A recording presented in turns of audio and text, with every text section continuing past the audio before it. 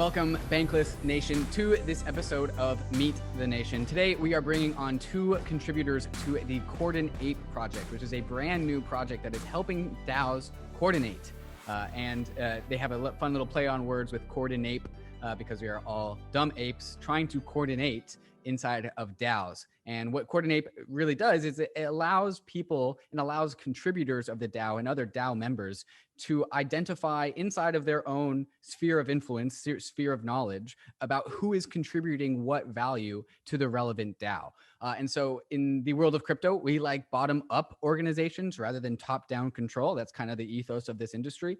And what Coordinape allows DAOs to do is it pushes out the decision-making of who should receive what funding down out to the edges. And so it allows DAOs to select how its members want to choose who to reward with financial compensation, either with a DAO's native token or with like DAI or USDC or any other token on Ethereum. And it allows for the individuals to make their own inputs into the DAO at large as to where they think funding should go. Kind of like Gitcoin, but for internal to DAOs. And so we get into the details of Coordinape with Zach and Tracheopteryx, the two contributors that we brought on to discuss Coordinape. And then we also get into a much higher level, more cerebral conversation about DAOs at large and how DAOs are really a new paradigm in straight up labor and organization. And we talk about how we have, as a society, as a globe, we have planetary scaled problems that we need planetary scaled organizations for. And so they brought out in the model of like, if we want to plant 1 billion trees, or if we want to solve global warming, it's going to take organizations that transcend the globe, that transcend countries. And DAOs can really only be the entities that really tackle these planetary scaled organizations. And we also talk about just the concept of what happens when you take centralized decision making and push it out into the periphery, out into the edges. And we've seen this pattern play out throughout history. And Trake has a lot of really interesting opinions and ideas about why this is necessary for DAOs, why they need to push out decision-making powers to the fringes rather than keep it centralized to a few core community members. And so I really enjoy conversations that go specifically into the details of things, how Coordinape works and what it does, but then also we can extrapolate that to the big ideas, like the cultural implications, the society level conversations. And that's what you're going to get in this episode of the Bankless Meet the Nation.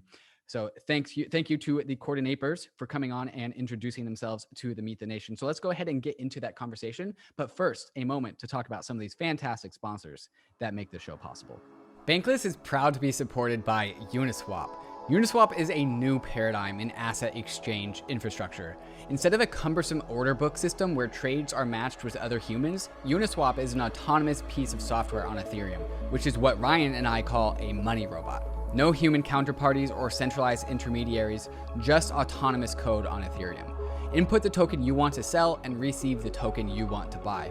Something brand new in the Uniswap ecosystem is the Uniswap Grants program is now accepting applications for grants. We have been saying this for a while and we'll say it again. DAOs have money and they are in need of labor.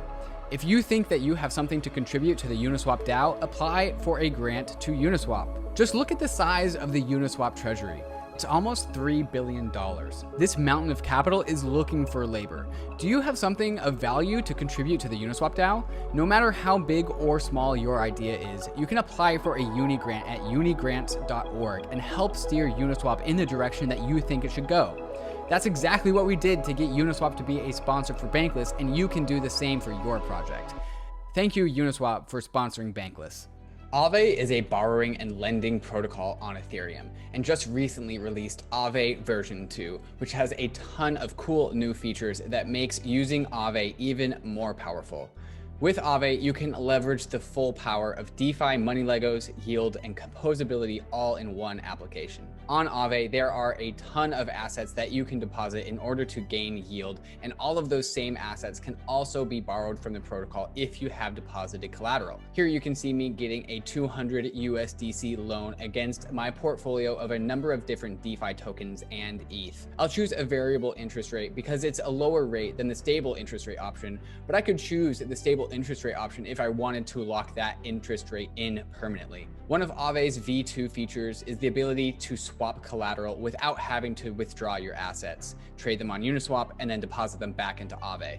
AAVE does all of this for you, all in one seamless transaction, so you don't have to repay loans in order to change the collateral you have backing them. Check out the power of AAVE at aave.com. That's AAVE.com. All right, Bankless Nation, I am here with two contributors to the Coordinape project. I got Zach and Tracheopteryx out of Coordinape, and Coordinape is a new DAO infrastructure utility that is being heavily used by the Bankless DAO as well as other DAOs as well. And we are going to get into the details of what actually Coordinape actually is. So Zach and Tracheopteryx, which I'm now going to call Trach moving forward, welcome to the Bankless Nation. Thanks for coming and stopping by. Yeah, and it's great to be here. So tell us a little bit about Coordinape. So let's start. We'll get into the details of what it actually is, but maybe start about the inspiration for why it came about and why it was needed. Great. Yeah. Well, Coordinape emerged out of Yearn's grant process. So I'm a core contributor at Yearn as well. And, you know, right after we started and money started flowing, we didn't, you know, Yearn was a big bang of decentralized chaos with no structure right away. And so we didn't have any systems for doing things and making decisions. And we just started doing stuff. And one of the things we did was start giving money to people. And we figured out, you know, we got a governance proposal through to allow us to do that. And we started giving money to the community. And being on that group of people that would decide how to give money to people, I saw how inefficient it was and kept kind of wishing for something better. Because a small group of people, even though we ask other people, you know, you never really know. And this top-down method of allocating resources is really inefficient. That's why you don't see it done in nature very often, right? So Coordinape emerged as a process really from a process that Zach used to use, which you want to tell him about Thunderdome? Sure. Yeah, Thunderdome was a process that I used in my other work, my consultancy called Converge. And when we do projects, no one's on salary. Just projects, when they're done, money gets put at the middle of the table and we divvy it up, and the process is over when everyone says, okay, I'm good. So it's really, yeah, that equitable sharing. And it really comes also from a lot of theory and that we're really interested around teal organizations and gift economics and things like this. And we realized that this was a really good space and a really needed space to develop in. So Trach, let's talk a little bit more about the process that you were going through with Yearn and how you would divvy up funds. Can you go into more details as to just the problem that you identified and the process that looked like and that ultimately led to the establishment of Coordinape? Well, with a truly decentralized contributor community, right? You've got people all over the place. You know, you're seeing this at Bankless DAO, right? Mm-hmm. There's all different types of people contributing, trying different things. How do you reward them? How do you compensate them, right? It's not the old model where you do an interview and then you hire them and you agree on something. It's like, here are people that are creating real value for a community, and it makes sense to give them some proper compensation. Even if you're thinking about it purely from a kind of self-interest, it makes sense. And there's not a good mechanism. So when you do it in a top-down way, and there's a lot of DAOs take this approach where they form a small council and then they're in charge of grants, and some of them have more process, some of them have less. Ours was small process, but we would ask around, who's doing great work, who should get money. This guy is doing awesome stuff. Let's give him $1,000. Awesome, right? And we did that for months, you know, for 6 months, 7 months. We called it one-time grants. And then some people would get recurring grants, right? Which is, you know, people that were kind of like on whatever salary would mean in Yearn. And the real problem was it wasn't very effective. You know, we give a person a grant 1 month and then they keep doing good work, and we feel like we're not supposed to give the same person a grant again because maybe that should be recurring or what, and they wouldn't get something. We give somebody else something. And when you look over the entire allocation, you realize just how inefficient it was. Purely, but we were really good at it too. We were really good at it. It's just purely based on the mechanism. Mm-hmm. And something we've heard from other DAOs that are using the platform is it also creates a real challenge to subjectively say, like, what's more valuable? You know, someone chipped in and translated the docs and someone else is moderating Discord. And how are you supposed to make the subjective decision on what that's worth? So Coordinape instead is just ask the community. one other quick piece of this is that, really the wisdom is at the edges of this type of work. People believe that it's at the center, but the people that are actually doing the work know best how to compensate for it. So we're about to get into specifically the details of Coordinape, but I want to flesh this out just a little bit more. So Trake, while you were managing this, what you are calling top-down distribution of funds, what really ground your gears about man, this makes no sense. Why the way that I'm doing this thing needs to change. Is there anything that comes to mind with that? Just really looking at this incredible community of people that are doing work and just feeling like I needed to work harder to properly compensate them, and that I didn't have the information or the processes or the tools available to do it right. That just sucks, Okay, so let's go ahead and get right into Coordinape. How did you build Coordinape? What is it, and how does it solve some of the problems that you were talking about with distributing funding rewards at Urine? Yeah, so really, at its simplest, I think Coordinape is a way to make better decisions. It's a way for a group of people to make better decisions about specifically now how to allocate resources. And, it comes from a bit of a different worldview.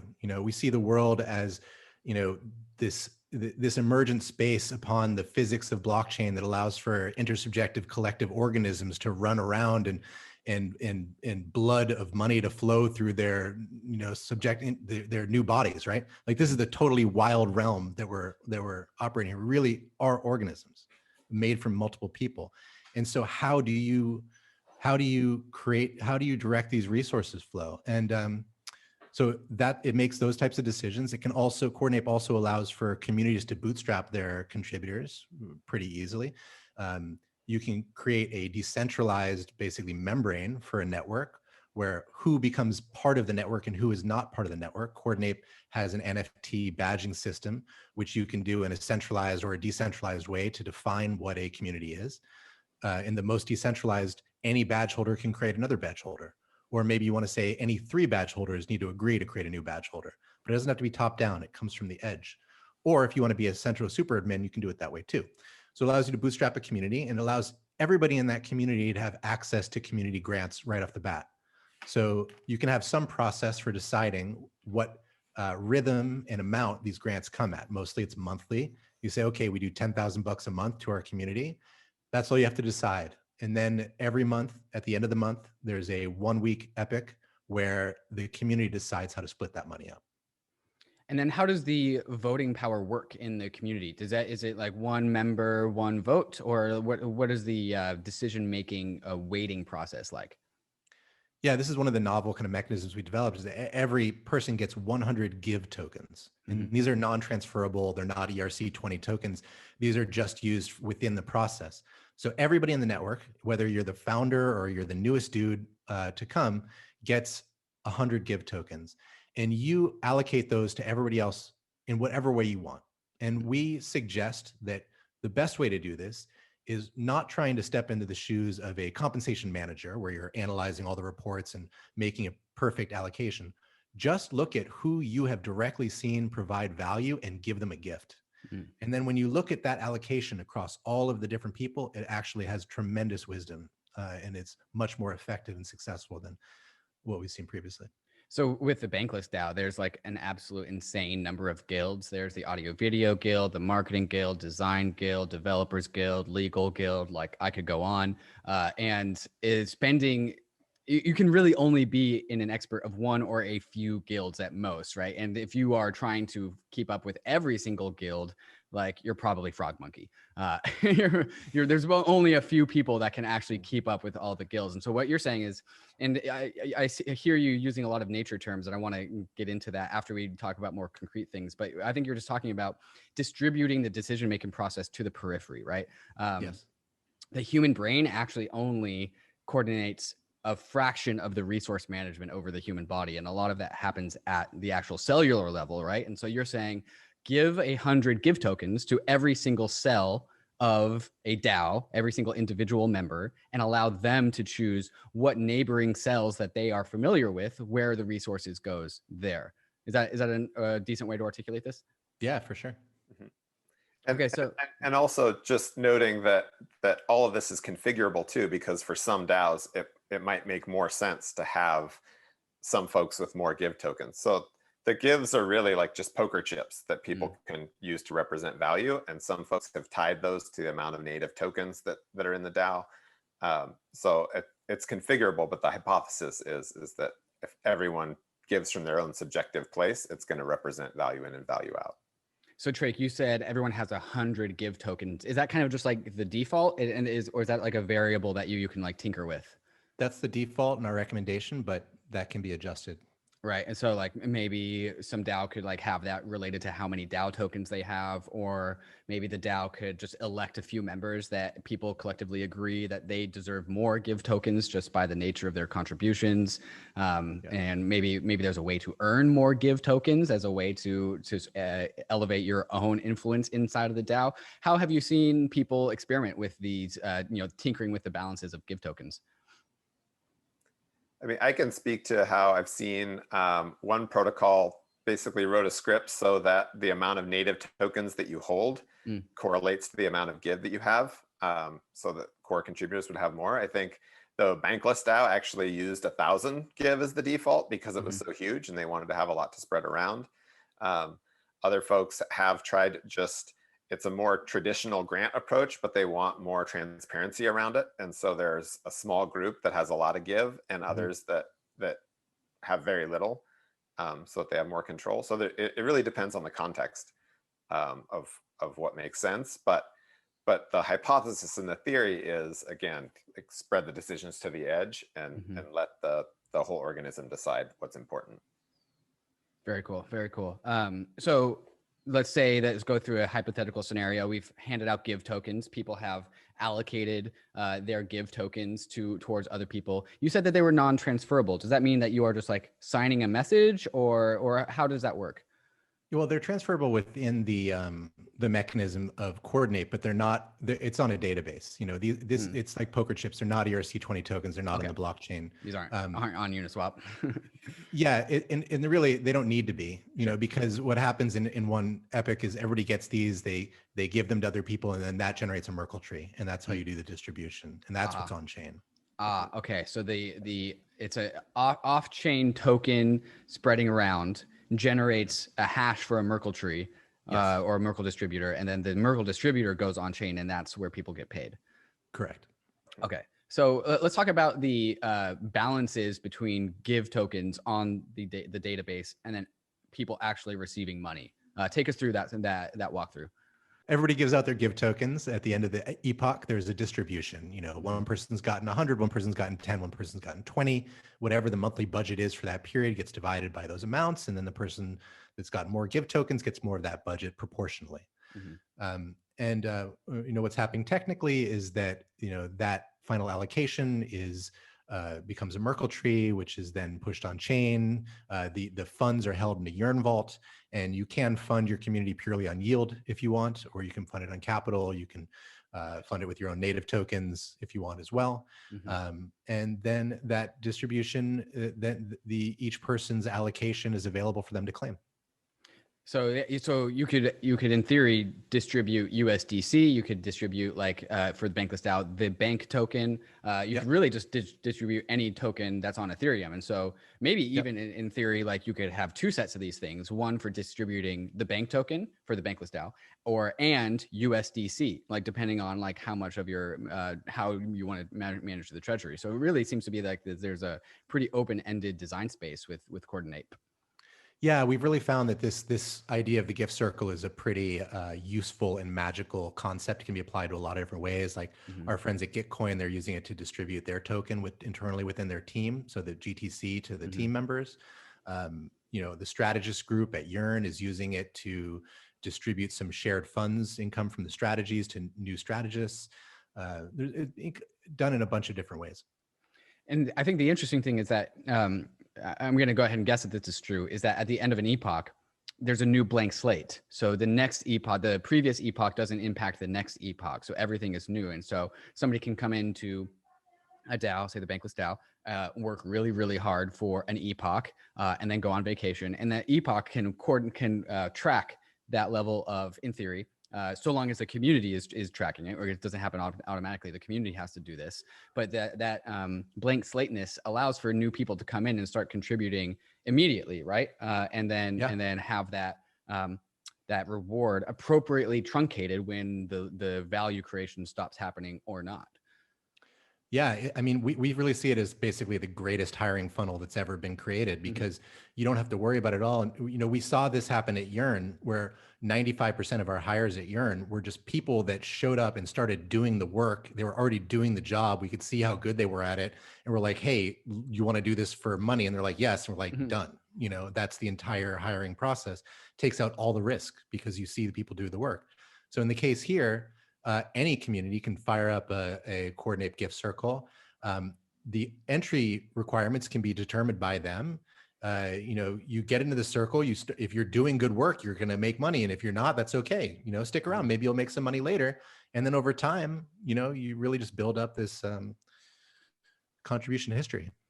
All right, guys, I hope you're enjoying this conversation as much as I did. Like I said, Trake and Zach, they think really big picture, and I really enjoy people that can build stuff that needs to be built, and then also explain how it's going to impact the world and why it's going to change society. In the second half of the show, we continue in the big picture side of things and talk about, you know, what does it mean to have like these DAOs that kind of mimic nature, and how do we solve some of these big problems that we have both inside of the industry with regards to coordination, and also the problems that we have in society at large.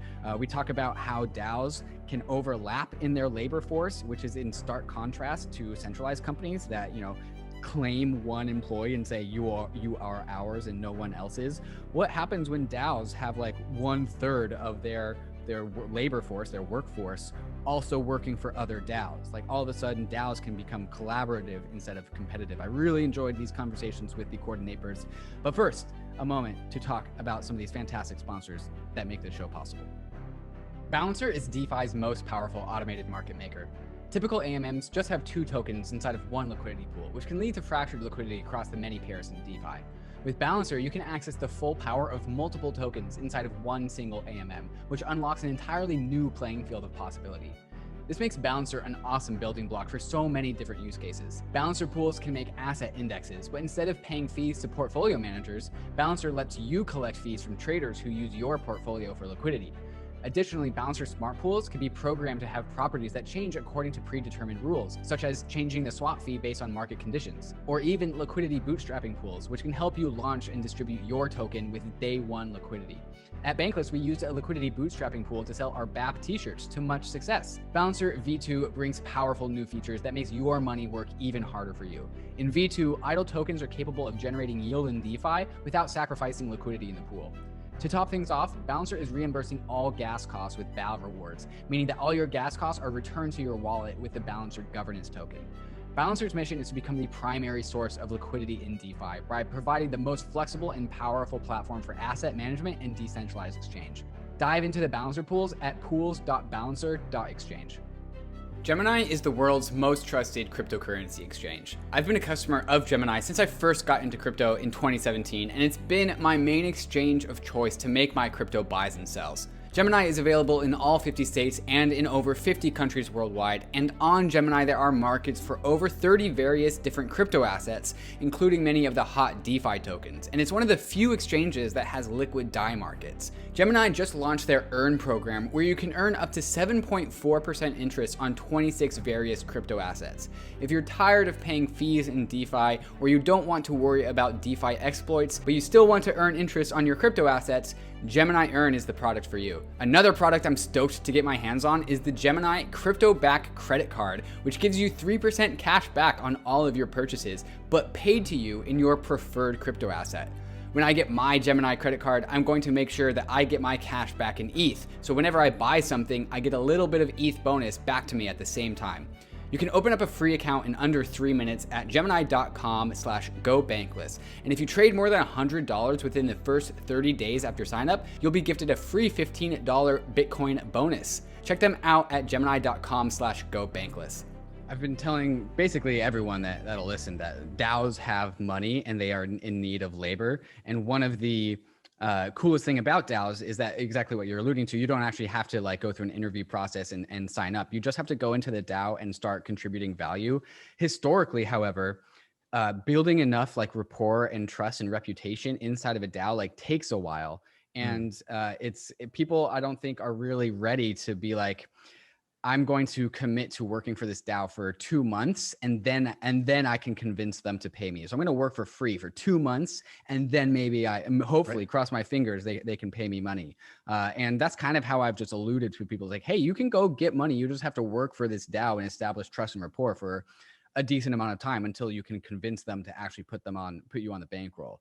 With Coordinape, it sounds like people can start like earning money, like in theory on like day one, right? Because it really just lowers the barrier for what you need to do to actually add value. And it also lowers the barrier for the DAO to identify and appropriately compensate interested members. And I've always been, I've thought that the best DAOs out there are going to be the ones that lower the barriers, lower and lower and lower to meaningful contributions, right? How can we have a DAO that's 30,000 people large, where there is absolutely no leader and it's entirely a chaotic mess, yet there is still value being created and value being compensated for because the DAO has figured out how to lower the barriers of contribution to the absolute minimum. And when you lower the barriers to the absolute minimum, you have the maximum number of people that can help work for the DAO. Any thoughts on that?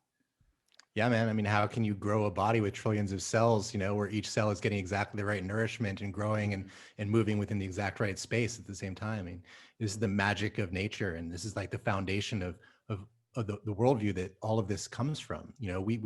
We're in this period on Earth where we've got these giant organisms on the planet, these Apples and Microsofts, and these come from these old machine style understanding of human coordination. And then there's some new kind of family style versions, the nonprofits and the Patagonias and things like that. But DAOs are even beyond this. These are the organisms, right? These are the collective organisms that are forming in ways that no one human mind can understand, that no executive board can control. In order to have this level of efficiency, this incredible scaling ability and power, you have to have structures that are enabling the wisdom and the insight from an organism to spread from the edges in, from the inside out, in every way that needs to be made, and to grow the structures capable to support this new type of life form. Yeah, it's one framework that we think about is that the machine style has a deliberate process and a deliberate outcome, right? So they know what their KPIs, their key performance indicators, and here's what we're going to do and how we're going to get there. And DAOs are a deliberate process, but emergent outcome. So we can say, here's the structure and process we're going to use, but we don't know exactly where it's going to lead to, where we sort of follow our nose and cross the river by feeling for stones in a more organic way. Cross the river by feeling for stones. I love that. That's a great line.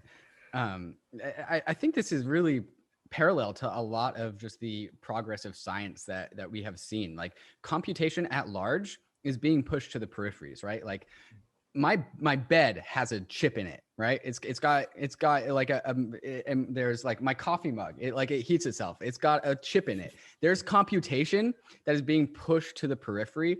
And I see this in the same what you're saying with the Bankless DAO, right? Like now, instead of having like central databases, which we still have, but we are also now putting chips in absolutely everything. So computation can happen like in your home thermostat, right? Like in your refrigerator, like in the 17 devices that we all own. And if you really want to extrapolate that out, like when we can connect all of these things, we generate like a mesh network of computation across like that blankets the entire world. And I see that same process, that same model going on with what you guys are trying to do at Coordinape, right? Like, how can we make every single DAO member a computational unit that is focused on the good of the DAO?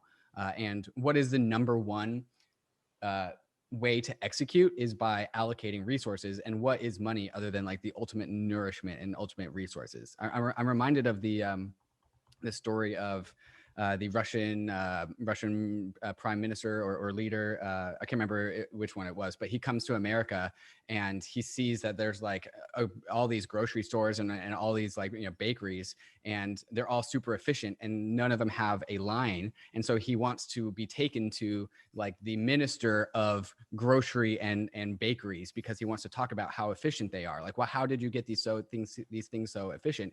And he couldn't comprehend the concept of a free market that allows the free market to do the computation as to what is needed on the periphery, rather than a centralized like top-down system. And the reason why the United States won the Cold War is because capitalism allows for computation to be pushed out to the edges, like allow the free market to actually determine what the world needs. And so I see the same effect being created here by Coordinape. Yeah, man. Totally. Absolutely. Yeah. And I mean, there's also, you know, there's a learning curve to this too, because we've all grown up in these hierarchical systems, you know, from when there's a teacher and a principal, and then we go to work and there's a manager and a CEO. And so it can be difficult at first to sort of wade into this water of ambiguity, you know, and it's like when you lower the bar to the DAO and say, yeah, come contribute. It's like, what do I do? Well, I don't know what needs to be done. Like, out. Yeah, exactly. You do the computation. Exactly. It puts a different kind of onus on people, and it takes some time. And I think that's one of the things that's exciting to see about DAOs, is that as people get better at swimming in that ambiguity, you know, that we try stuff. I think one of the coolest things about Coordinape is not the output that comes just from saying, okay, here's your allocations, but that also is then a reflection and a way for the DAO to ask itself, like, what are we prioritizing here? Wow, we just gave all of our gives to this person who's making memes. Like, is that maybe that's good, right? Is that what we want? What are we doing? And so it creates a way for sort of self-reflection of the DAO to say, what are our priorities? Wow.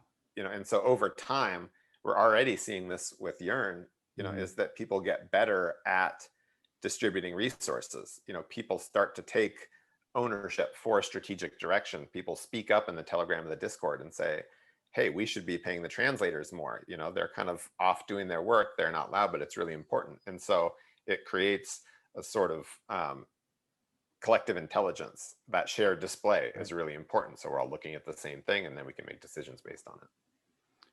Totally. It seems like the DAO, since especially with Bankless DAO, the DAO that I'm familiar with the most, there seems to be a very few number of people who know what's going on, but most people only are really familiar with their specific corner of the DAO. And when most people are like that, we could also think about a hypothetical DAO where almost no one really knows what's going on holistically.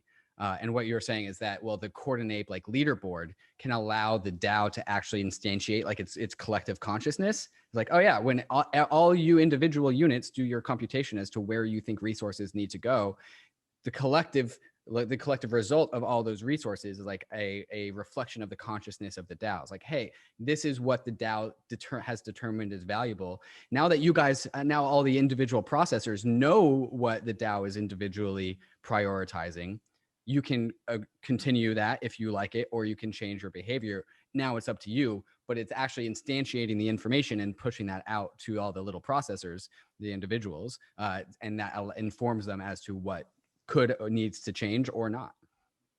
Yeah, and, you know, having been in the engine room of Yearn since the beginning and seeing all of this stuff play out and like really learning from these experiences, you know, making this stuff visible, having good visualizations of this type of data, and then making that, you know, the old style would be, okay, give that to the executives, they can decide. Like, no, give that to the public. And, you know, everybody that's on the team can see that. Everybody that's a contributor can see that, and then they can make the best decisions that they are able to.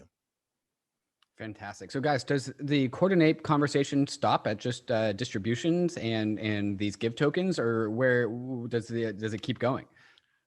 To the moon, man. We're going all the way, all the way.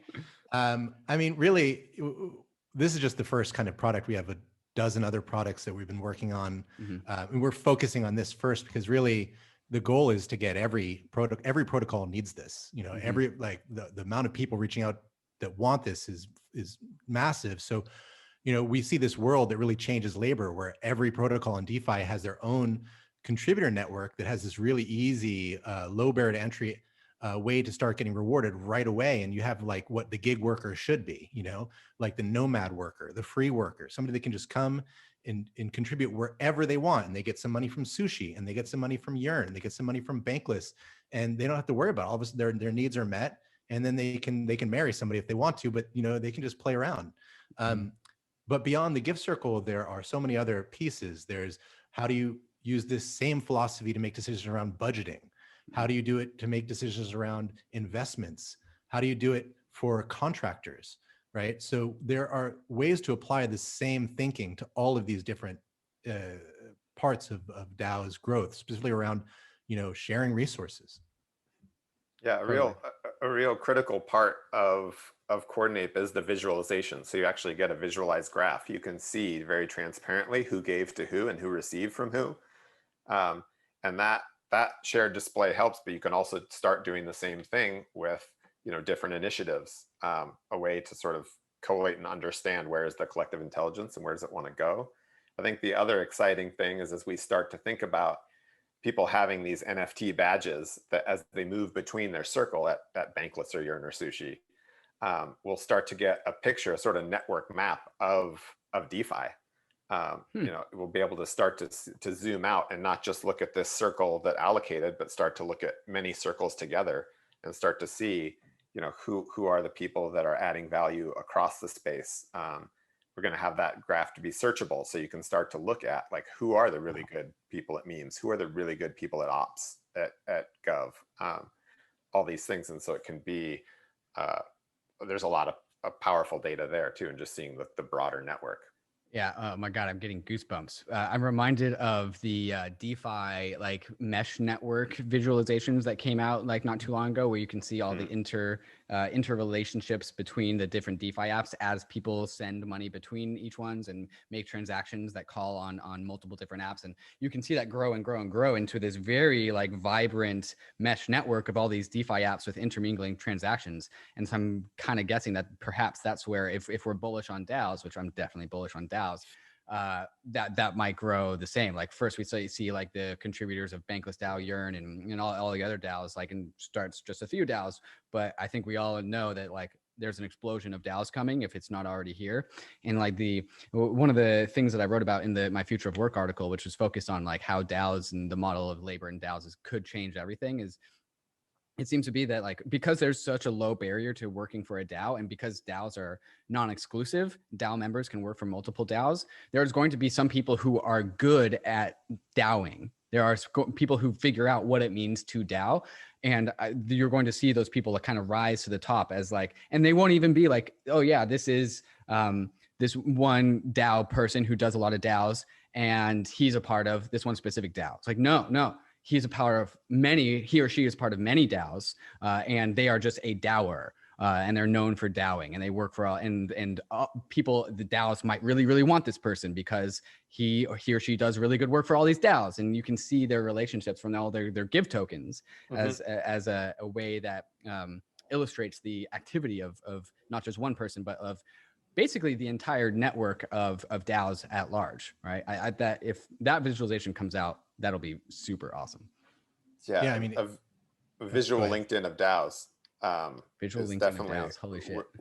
Is within the ambition of Coordinape. Yeah, and like the future that we want, the post-competitive future, where there's this ecosystem of protocols and human beings, each kind of following their hearts and doing the work that they're called to, and having that all be compensated in an easy kind of seamless way. It's just incredibly exciting, potential. So let's talk about the Coordinape team. How many people does it take to maintain Coordinape? Well, we're pretty young. I mean, we're only, I think, 6 full-time people, and I'm full-time at Yearn, and so I help, with all this stuff too. And but we're growing. Yeah. And how do you guys get funding, or is it just a passion of love, labor of love? We've been lucky to get some grants from we got a grant from Yearn, we got a grant from SushiSwap, from Cream. The Alchemist DAO also gave us a grant, which we really appreciate. Another big grant donation recently from an amazing human being. And we yeah, we're probably going to do a seed round to raise some funds, and but we're good for right now, and we're really just working to launch the the public platform, the open platform that anybody can permissionlessly launch a circle as soon as we can. So you guys aren't, this isn't just a short term, like, hey, let's build out this infrastructure and then let the DAOs like use it. But this is more of a long term, like this could be a lot of people's full-time jobs for a while, if not forever. Yeah. No, I mean, we're going pretty big, and there's a lot we want to make. Yeah, the Coordinape DAO will form in short order, and we'll the best ideas for how to grow this kind of platform are going to come from those fringes. So we're Right. excited to start activating all these folks who are also obsessively thinking about how do we make DAOs deliver on their promise. And in partnership, I mean, we're really close with Colony and Jack DeRose, and there's a bunch of other people in the space that are working on stuff, and we have incredible partners to build this whole space out with. Well, a DAO that is focused on building DAO infrastructure makes a ton of sense. There you go. If anyone's going to figure it out, it would be that DAO. Yeah. So I'm excited to see the progress of Coordinape DAO, and happy to join it whenever it goes live. Guys, are there any other components of this conversation that we haven't touched on yet? I think one thing I want to bring up is like how, I mean, this is such a longer conversation when you think about DAOs. Most people have a very monolithic idea about like a coin vote system where everybody gets to weigh in, but really we're learning that the decision space for any organization is so much more complex. And this whole new range of DAO tooling is coming out. Coordinape is one of those. And there's so many other pieces too, like the governance 2.0 stuff, the constrained delegation piece that Gabriel Shapiro and I wrote for Yearn, which is how Yearn now operates with Y teams and discrete tokenized powers that can be transferred around. We're really looking at the frontier here of a really incredibly new and powerful decision-making space, that Coordinape is just like a small piece of, really. So a question for you guys, since you guys are intimately familiar with DAOs, what other tools do you guys use that's not Coordinape? I've used a bunch of them. I mean, we use Snapshot at Yearn for voting. Gnosis Safe Wallet, that's essential. Going to use Colony as soon as that comes out. I've used. I love Moloch DAO for if you're specifically. I think they did some really amazing ideation early on, and yeah, Zach, what about you? I mean, I think there's more coming out all the time. I'm a lot newer to the DeFi and crypto space. Actually, it's my first light bulb came on listening to you and Kevin Owocki on the Slaying Moloch episode of Bankless. Yeah. And my previous line of work was about real world, like networks solving complex problems. And so yeah, the thing that's gotten me most hyped on DAOs is not just what we can do in DeFi, but if we can break from the concrete for a minute, like what's most exciting to me is DAOs train people to be in ambiguity. They train people to take agency and to collectively organize. And these are the skills that we're going to need as we navigate like this really critical time on the planet. So it's a little bit, pie in the, it's a very high ambition, but I feel like if we're going to meet some of these wicked challenges that we face, like on a planetary scale, it's going to be DAOs that do it. If we plant a trillion trees, it's going to be a decentralized network globally that does it. So beyond all the tools and the concrete meeting of the needs, I think the thing that's most exciting about DAOs is the unlocking of real coordination at scale. And I think that's something that's important that we continually keep putting at the forefront, because it's going to be really hard and there's going to be a lot of bumps as these DAOs come online. But the inherent skills that it brings out in navigating a different way of relating to each other is super critical. Yeah, so something I want to riff on with you guys coming off of what you just said, Zach, is we have planetary scaled problems, and so we need planetary scaled organizations to address those problems. And I think one of the really important second order effects that might come from DAOs and is just changing people's dispositions to labor and work and value creation, right? Where so many people are used to applying for a job, asking for permission to work. It's like, hey, how can I help? Or, hey, tell me what to do, rather than like, I have an idea, let me do it. And people are just used to a top-down environment where they have to ask for permission and just pray that people say yes so that they can start contributing value. Whereas DAOs are, they spin it around on the individual and say, hey, like, we have money, like, come provide value. We don't know what value we want. We don't even know what we want. You might know what we want, but the onus is on you. And so I'm perpetually focused on the way these technologies change our culture and change our psychology. And if DAOs and earning money, it rewards people who take the initiative and take agency and also do good analysis as to what the DAO wants. That's how you get the most money, is you answer the question of what the DAO wants. And if you're correct, you get rewarded. And if you're incorrect, you don't get rewarded as much. But like if we have these planetary scaled problems, I think we need a populace of humans that take the first step themselves and solve the problems themselves and take responsibility before they're even asked. And that kind of cultural shift, if we can scale that out to the whole world, is how we can start like tackling problems without asking for permission and just start doing it as a society. Yeah, 1,000%. Yeah, I mean, it's the foundational crypto beliefs, personal sovereignty and taking ownership and responsibility for your own actions, and all these incentive structures and processes that reinforce that, and when you have that type of sovereignty, you take responsibility, for yourself and your environment and others. And yeah, that's everything. That's why I think there's sort of I hope there's a call that we're doing all this awesome financial innovation in DeFi, and recognizing that that's not, that's the first step. It's not going to be perfect once we have, the global financial rails on DeFi. This is just a practice to make sure we're good at DAOing for when we get into the, get into some real deep water. Well, if you don't have the blood supply, then you don't have the heart, and you don't have the heart and the blood supply, you don't have the brain.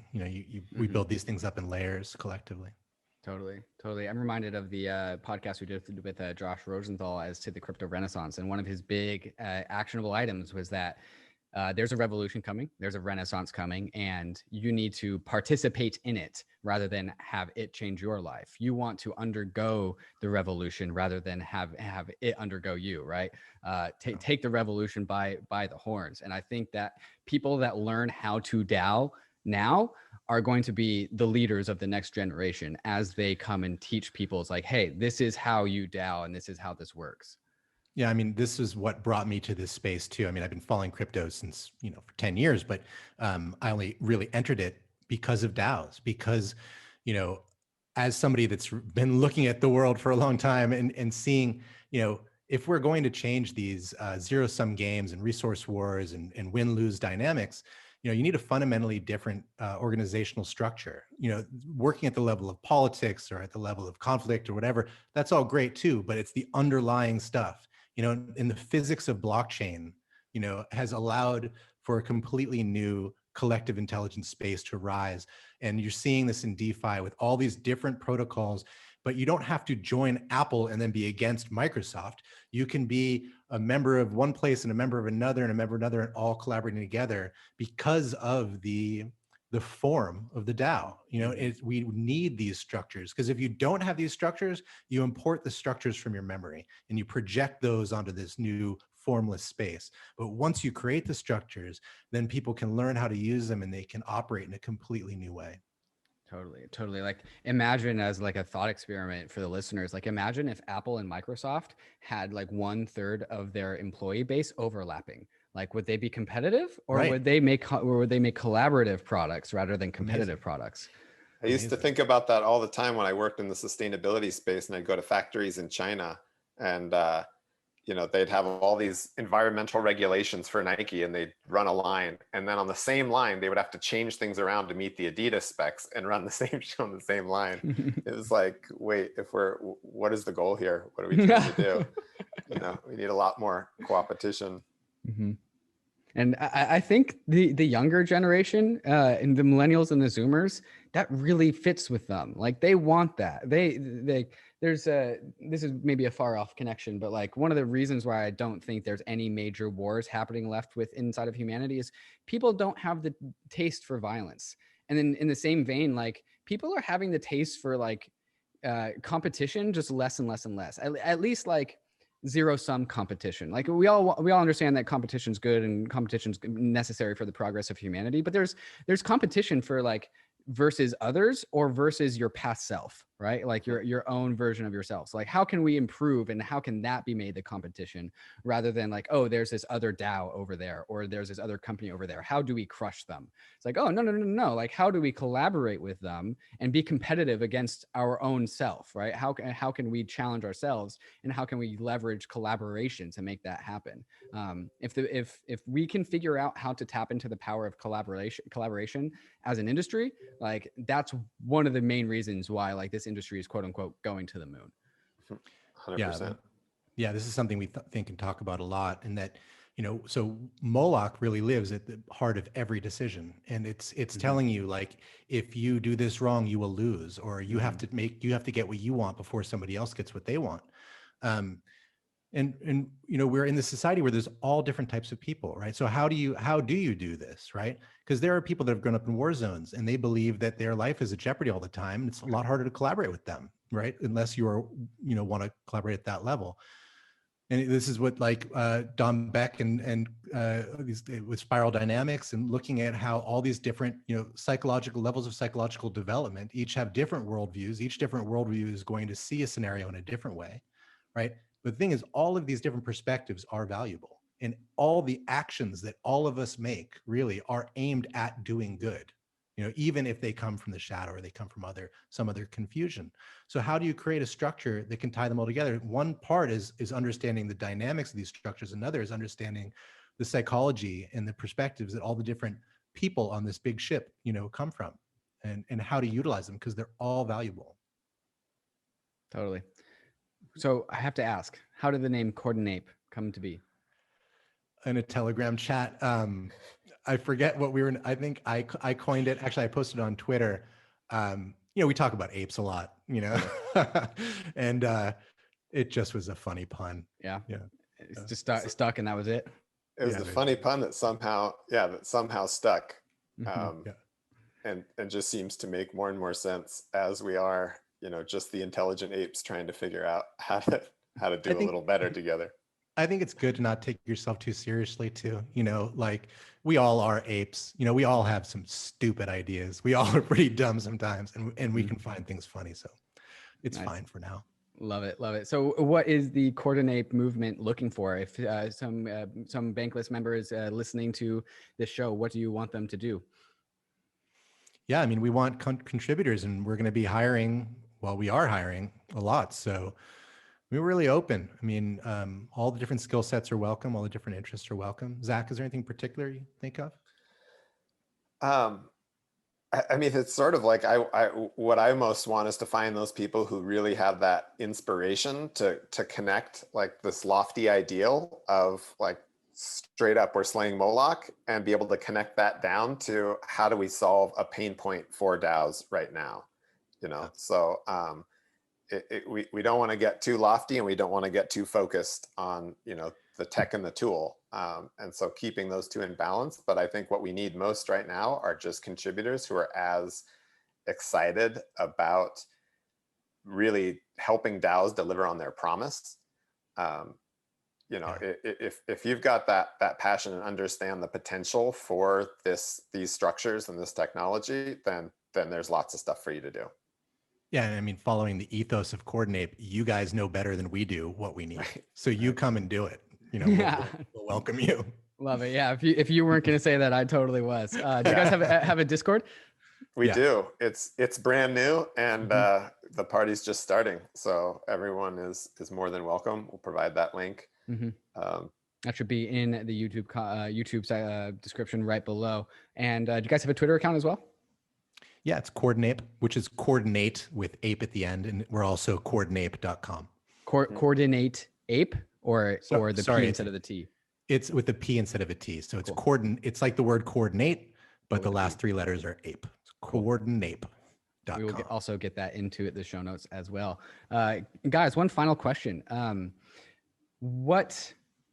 How could you distill down a successful DAO versus an unsuccessful DAO into like the shortest description possible? How would you do that? I mean, I remember went to a retreat with Rupert Spira, his amazing Advaita Vedanta teacher, and somebody was asking, how do I know if my meditation practice is working well? And his answer was like, how happy are you? So I think if you look at how happy and how fulfilled and how much are people in that community feel like they're able to express their talents, it's a pretty good metric. Zach, any opinions on that? I think the key to a successful DAO is some key principles like trust, not control. Really believe that, trust that what's going on at the edges, whether you think it's right or not, like we'll see, right? It's really like, it's taking the step and trusting that the ground is going to meet your feet. It's trusting other people's judgment too, and trusting that collective intelligence.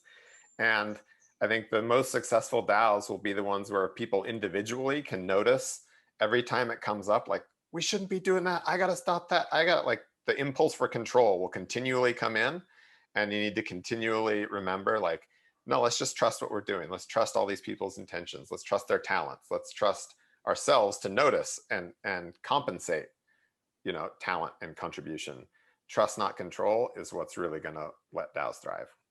Guys, I've really, really enjoyed this conversation, and I really hope that Coordinape allows 1,000 DAOs to flourish this year, and then a million DAOs next year. So I hope the best for you guys, and I'm looking forward to seeing the growth of Coordinape. Thanks, man. What a pleasure to be on with you. Appreciate it. Yeah, absolutely. Appreciate all your work helping to spread the consciousness of collective collaboration as well. Appreciate all the work you guys do. Happy to do it. All right, Bankless Nation, that was the 2 contributors towards Coordinape. If you guys want to join the community and also follow the Twitter, the links should be right in the show notes. And guys, thanks for coming to Meet the Nation. Cheers. Awesome. Thanks a lot, David. All right. Thank you. Hey, we hope you enjoyed the video. If you did, head over to Bankless HQ right now to develop your crypto investing skills and learn how to free yourself from banks and gain your financial independence. We recommend joining our daily newsletter, podcast, and community as a Bankless Premium subscriber to get the most out of your Bankless experience. You'll get access to our market analysis, our alpha leaks, and exclusive content, and even the Bankless token for airdrops, raffles, and unlocks. If you're interested in crypto, the Bankless community is where you want to be. Click the link in the description to become a Bankless Premium subscriber today. Also, don't forget to subscribe to the channel for in-depth interviews with industry leaders, Ask Me Anythings, and weekly roll-ups where we summarize the week in crypto and other fantastic content. Thanks everyone for watching and being on the journey as we build out the Bankless Nation.